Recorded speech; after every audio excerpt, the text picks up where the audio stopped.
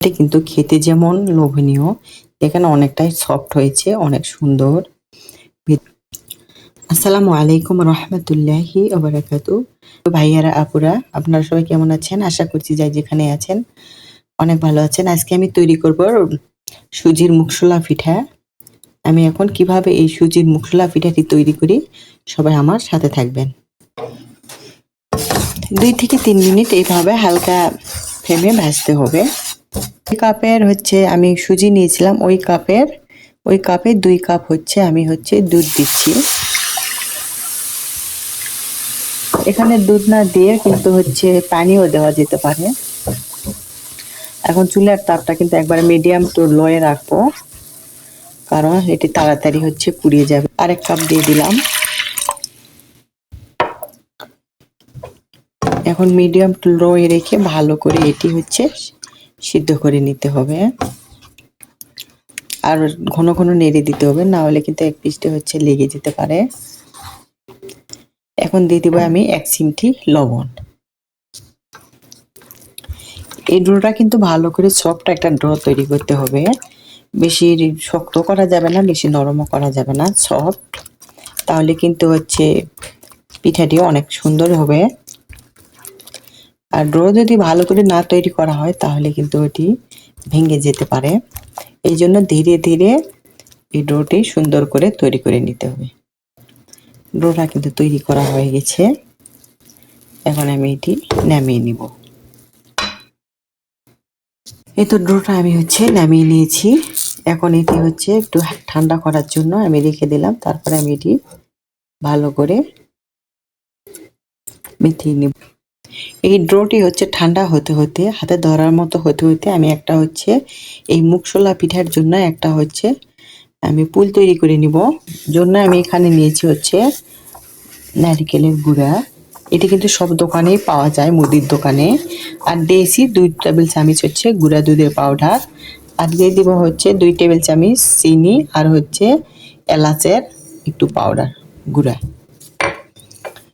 একবার হলেও এই মুগশোলা পিঠার জন্য এরকম একটা পুল বানিয়ে দেখবেন। আর যাদের বাসায় এই নারকেলের মানে গুঁড়াটি নাই, তারা কিনে নিতে পারেন, অথবা নারকেল কিনে গুঁড়া করে এরকম শুকিয়ে রাখলে যে কোনো সময় কিন্তু এই পিঠাটি বানিয়ে খাওয়া যেতে পারে। এখন আমি নিয়ে নিচ্ছি দেখেন দুধ, ঘন দুধ দিয়ে ভালো করে এটা আমি একটু মিশিয়ে নিব, মানে তৈরি করে নিব। দেখেন বানানো হয়ে গেছে এই পরিমাণ। আমি অল্প পরিমাণই বানিয়েছি। এটা কিন্তু ঠান্ডা না, একটু হালকা গরম। এখন আমি এর মাঝে দিয়ে দিব 1 টেবিল চামচ ঘি। ঘি দিয়ে ভালো করে আমি এটি মিশিয়ে নিব। অবশ্যই ঘি অথবা সাদা তেলও দিতে পারেন। আর ডোটা কিন্তু সুন্দর করে মেখে নিতে হবে, যেহেতু সুজির ডো কিন্তু ভালো করে মেখে নিতে হয়, তা না হলে কিন্তু ভেঙে যাওয়ার সম্ভাবনা থাকে। আমি এটি ভালো করে মেখে নিয়ে আসছি। এখানে অনেক সুন্দর একটা সফট হয়েছে। আমি এখন ছোট ছোট করে এভাবে লিচি কেটে নিব।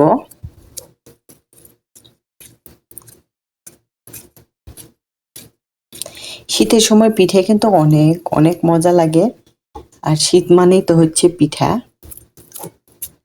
আমি এইভাবে সবগুলি লিচি কেটে নিচ্ছি। সবগুলো লিচি কেটে নিলাম। এখন আমি পিঠা তৈরি করব। গোল করে নিয়েছি। তারপরে মাঝে দিয়ে দিব, মাছ বরাবর দিয়ে দিব পুল। তারপরে এইভাবে আমি এটি মুড়িয়ে দেব।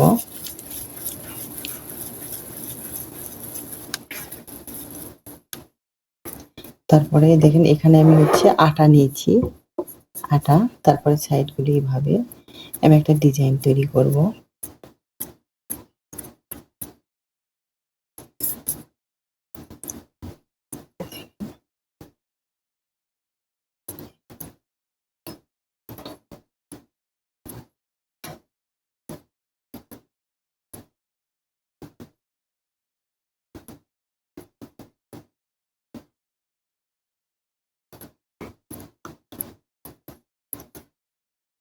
সুন্দর একটা ডিজাইন। আমি আর একটা বানিয়ে দেখাচ্ছি। এভাবে গোল করে নিয়েছি।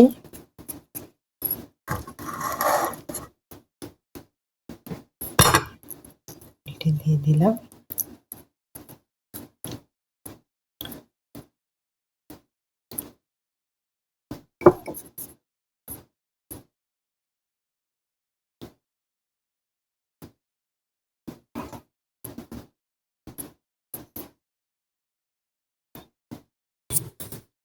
এই তো আমার পিঠাগুলি বানানো শেষ। এখন আমি এগুলি সাইডে রেখে দেই। এখন আমি একটা শিরা তৈরি করে নিব। আমি এখানে কয়েকটা এলাচ দিলাম আর চিনি দিয়ে দিচ্ছি। শিরাটা কিন্তু বেশি ঘন হবে না, হালকা একটু পাতলা সাইজের হবে শিরাটি। এটা তো এসেও যারা আমার ভিডিওটিতে একটা লাইক দিতে ভুলে গেছেন, প্লিজ একটা লাইক দিয়ে দিবেন। ভিডিওটি কেমন হয়েছে কমেন্টে জানাবেন। নতুন বন্ধুরা আসলে প্লিজ আমার চ্যানেলটি সাবস্ক্রাইব করে দিবেন। তেলের মধ্যে একটা করে পিঠা দিয়ে দিচ্ছি।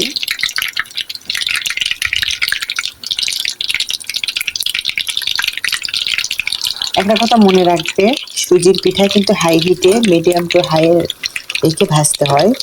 ধীরে ধীরে মানে লোতে ভাজলে কিন্তু এটি হচ্ছে ভেঙে যাওয়ার সম্ভাবনা থাকে।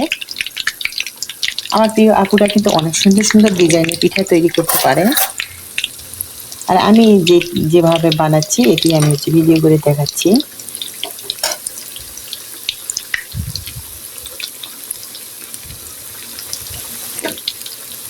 এক পিঠ হয়ে গেলে আমি হচ্ছে আরেক পিঠ উল্টাই দিব।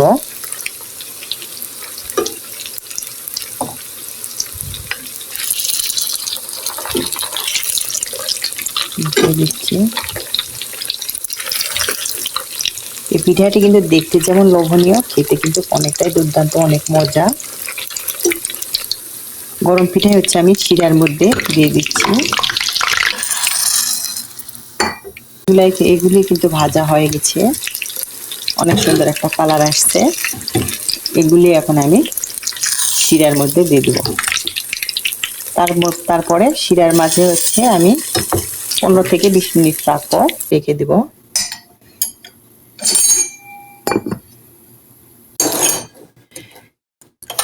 আসলাম হচ্ছে 15-20 মিনিট পর। তোমরা চাইলে কিন্তু আরো বেশিক্ষণ রাখতে পারো।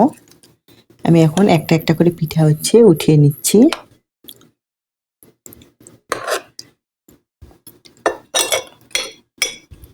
আজকের ভিডিওটি আমার এই পর্যন্ত আপনারা সবাই ভালো থাকবেন, সুস্থ থাকবেন, এই দোয়াই করি। আমাদের জন্য দোয়া করবেন। আসসালামু আলাইকুম ওয়া রাহমাতুল্লাহি ওয়া বারাকাতুহু।